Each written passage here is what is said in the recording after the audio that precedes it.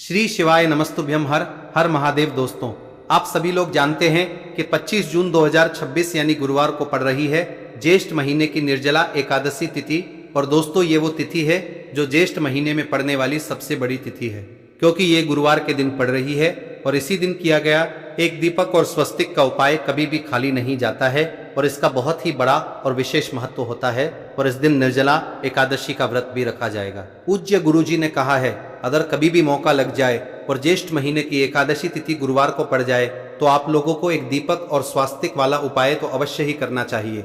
और इन दोनों का सहयोग बहुत ही कम आता है। और दोस्तों, पूज्य गुरु जी ने अपनी शिव महापुराण की कथा में बताया है, इस दिन आपको एक दीपक वाला उपाय तो अवश्य ही करना चाहिए, क्योंकि ऐसा दिन पूरे साल में सिर्फ एक ही बार आता है। और दोस्तों, आप सभी लोग जानते हो कि निर्जला एकादशी का अगर सबसे बड़ा कोई उपाय है तो वो एक मुख्य द्वार दीपक वाला उपाय है।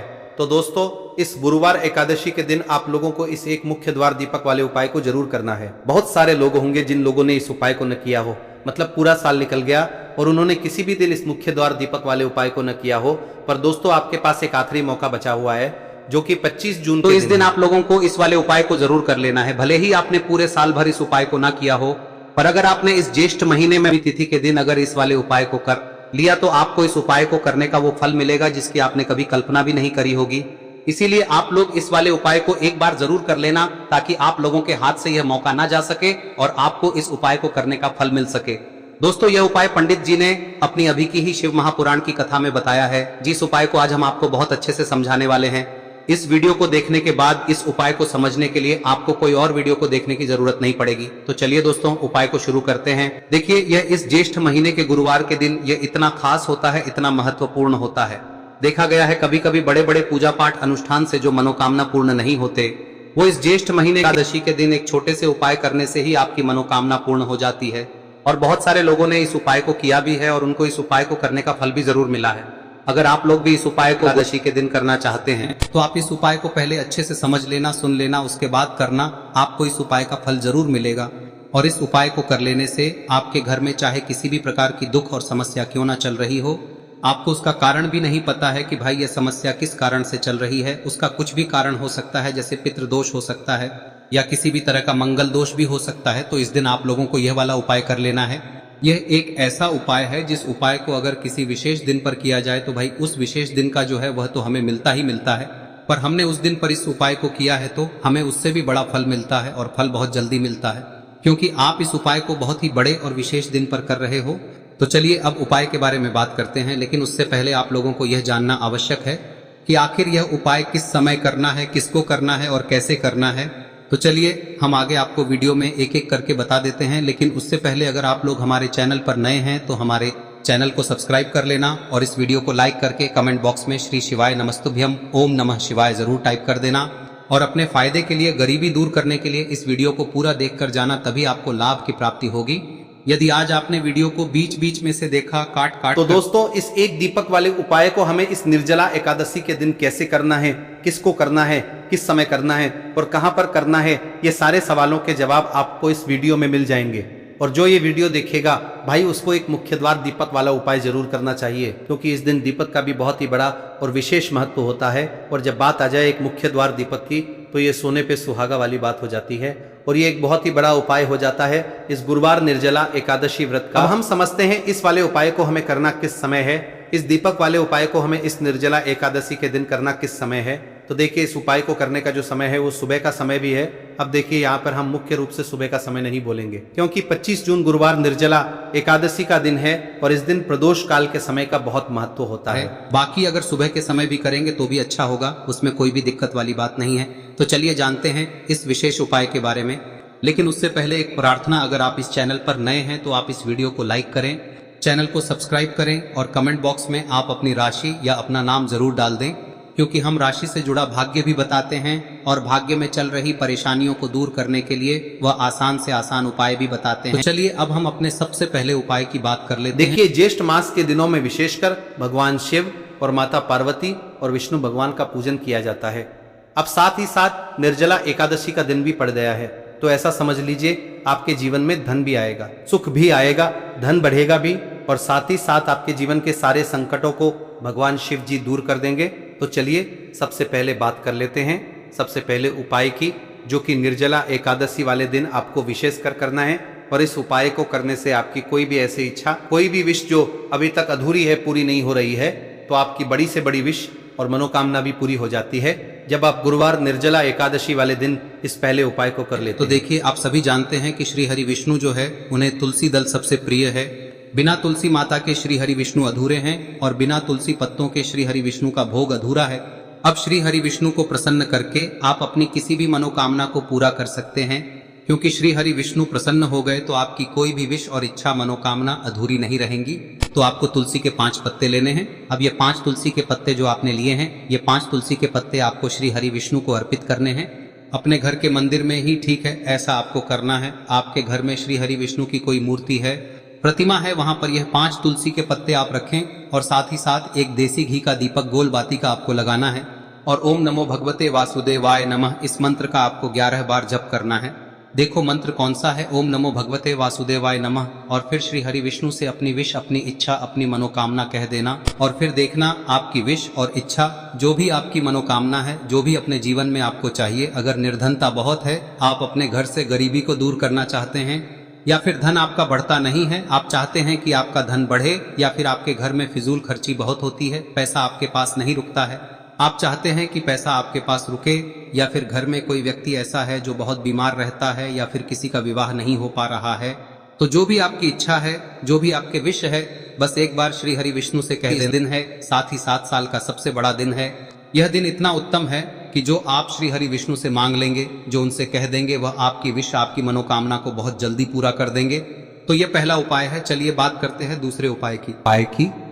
देखो, यदि आपके जीवन में आर्थिक संकट बहुत अधिक हो रहे हैं, धन की समस्या लगातार जीवन में बनी हुई है, एक एक रुपयों को प्राप्त करने के लिए आपको बहुत अधिक मेहनत कर रहे हैं, तो आज रात्रि में सोने से पहले आपको हो यह चमत्कारी दीपक का उपाय अवश्य करना है। या फिर यदि आपका जो व्यापार है, बिजनेस है, दुकान है, वह अच्छे से नहीं चल पा रही है, तो आज रात्रि में इस विशेष दीपक का उपाय आपको अवश्य करना चाहिए। देखो दोस्तों, दीपक हमारे घर में सभी नकारात्मक शक्ति को बाहर करता है। यह उपाय आपको साल में केवल एक बार करने का ही मौका मिलता है। देखिए, इस उपाय के लिए आपको तुलसी जी की जो सूखी लकड़ी होती है उसे ले लेना है। देखिए दोस्तों, यदि आपके पास पुरानी तुलसी जी की लकड़ी है तो उसे आप ले सकते हैं, और यदि आपके घर में तुलसी जी जो लकड़ी है वह सूखी हुई है तो उसकी लकड़ी आप तोड़ के इस्तेमाल कर सकते हैं। लेकिन आपको ध्यान रखना है कि सूर्यास्त से पहले पहले ही आपको ये जो तुलसी जी की लकड़ी है इसे अवश्य ही तोड़ लेना है। तो इस उपाय के लिए आपको सबसे पहले तो एक मिट्टी का दीपक लेना होगा, चाहे तो आटे का दीपक भी ले सके, क्योंकि आटे का दीपक सभी दीपक में सर्वोत्तम माना गया है। इस दीपक के अंदर आपको शुद्ध घी का प्रयोग करना होगा, और इससे दीपक के अंदर आपने जो तुलसी जी की लकड़ी ली है उसे भी रख देना है। लेकिन ये जो तुलसी जी की लकड़ी है, इसमें आपको चारों तरफ अच्छे से घी लगा लेना है। देखिए, गुरुजी ने बताया है कि जो तुलसी जी की लकड़ी है, यदि आप उपाय करते हैं और बहुत ही शीघ्रता से जल जाती है, तो इसके लिए आपको एक कार्य करना है। आपको थोड़ी सी रुई ले लेनी है और उस रुई को आपने जो तुलसी जी की लकड़ी ली है उस पर अच्छे से चारों तरफ लपेट देनी है। तुलसी जी की लकड़ी के ऊपर रुई लपेटने के बाद इसे आपको पूरा घी के अंदर डुबो लेना है। अब इसे आपको बाती के रूप में प्रयोग करना है। अब दोस्तों, इस दीपक को आपको प्रज्वलित कहां करना है? तो इस दीपक को आपको या तो भगवान विष्णु के सामने प्रज्वलित करना होगा, या फिर आपको भगवान श्री राम के सामने प्रज्वलित करना होगा, या फिर भगवान कृष्ण के सामने, यानी कि भगवान विष्णु के जो भी अवतार हैं उनके सामने आप ये दीपक प्रज्वलित कर सकते हैं। या फिर आप इस दीपक को माता तुलसी जी के सामने भी प्रज्वलित कर सकते हैं। पूज्य गुरु जी ने बताया है कि जो भी व्यक्ति इस प्रकार से तुलसी जी की डंडी से या दीपदान कर देता है, उसके जीवन में कभी भी धन की समस्या नहीं होती है। इसीलिए आपको ये पूरे साल में केवल एक बार ही मौका मिलता है। इस उपाय को करके देखना, आपकी सभी इच्छाएं जरूर पूर्ण होंगी। ये जो उपाय है रात्रि में सोने से पहले करना है। अब बताते हैं तुलसी के गमले में आपको वह कौन सी चीज डालनी है जिस उपाय को करने से आप अपने जीवन में महाधनी बन जाएंगे। इतना धन आपको मिलेगा कि कभी भी आपके धन में कमी नहीं आएगी, कभी भी आपका धन बर्बाद नहीं होगा। आपके पैसे की बर्बादी बिल्कुल आपके जीवन से रुक जाएगी। और जो लोग कहते हैं कि घर में पैसा तो आता है, पैसा रुकता नहीं है और पैसा बढ़ता नहीं है, वृद्धि नहीं हो रही है, उन्हें भी विशेष यह तीसरा दिन जरूर करना चाहिए। तो देखिए, पहले ही आपको बता दिया कि श्री हरि विष्णु की पूजा और उनका भोग श्री मतलब तुलसी मैया के बिना अधूरा है ना। और तुलसी मैया जो है वह श्री हरि विष्णु के बिना अधूरी है। तो देखिए, जब भी आप तुलसी का कोई उपाय करेंगे तो सीधे सीधे आप श्री हरि विष्णु को प्रसन्न कर लेते हैं।